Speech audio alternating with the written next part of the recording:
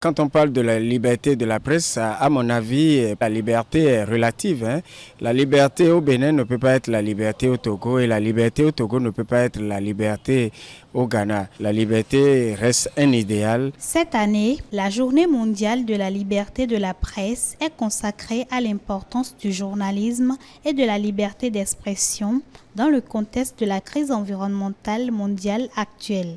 Quel rôle doivent jouer les professionnels des médias dans cette lutte? Quelques-uns en parlent. On a constaté qu'il y a tellement de phénomènes aujourd'hui qui nécessitent assez de communication, assez de sensibilisation. Et nous, en tant qu'acteurs de médias, on a cette obligation de faire des productions pour pouvoir éclairer les lanternes des populations par rapport à des actes qu'il faut poser, à des actes qu'il ne faut pas poser, afin que l'environnement soit un peu respecté.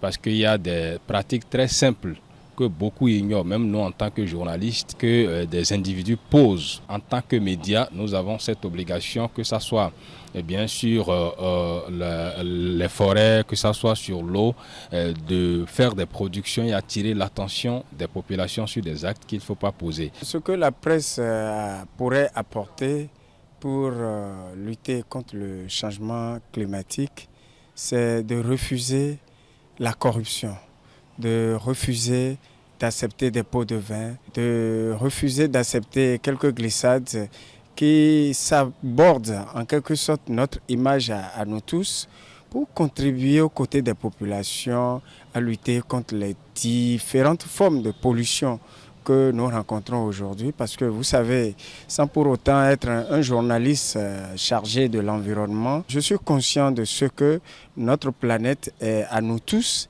et que nous avons tous l'obligation, que nous soyons de couleur rouge, de couleur blanche, de couleur noire, nous avons tous l'obligation de protéger cette planète à nous tous afin de pouvoir respirer de l'air sain, afin de pouvoir y vivre et de réserver une planète prospère, saine à nos progénitures ou à notre postérité. La désinformation et mésinformation sur les questions environnementales peut entraîner un manque de soutien public et politique. À cet effet, des suggestions sont faites. Il faut la spécialisation. Il faut des docteurs qui se forment, ils relèvent leur niveau, ils se spécialisent dans l'environnement.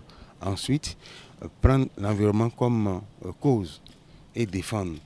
Et développer les médias et aider les scientifiques à vulgariser les résultats de recherche en matière d'environnement. Comme approche de solution, il va falloir déjà commencer par tenir des ateliers, organiser des sensibilisations pour éveiller les consciences de ces journalistes-là qui ne comprennent pas l'importance de la préservation de l'environnement afin de leur permettre de contribuer efficacement à la lutte pour la protection de l'environnement, à la lutte contre la pollution, à la lutte contre la désertification, à la lutte contre le changement climatique. Cette journée sert à rappeler au gouvernement la nécessité de respecter leur engagement en faveur de la liberté de la presse et constitue également une journée de réflexion où les professionnels des médias sur les questions relatives à la liberté de la presse et à l'éthique professionnelle.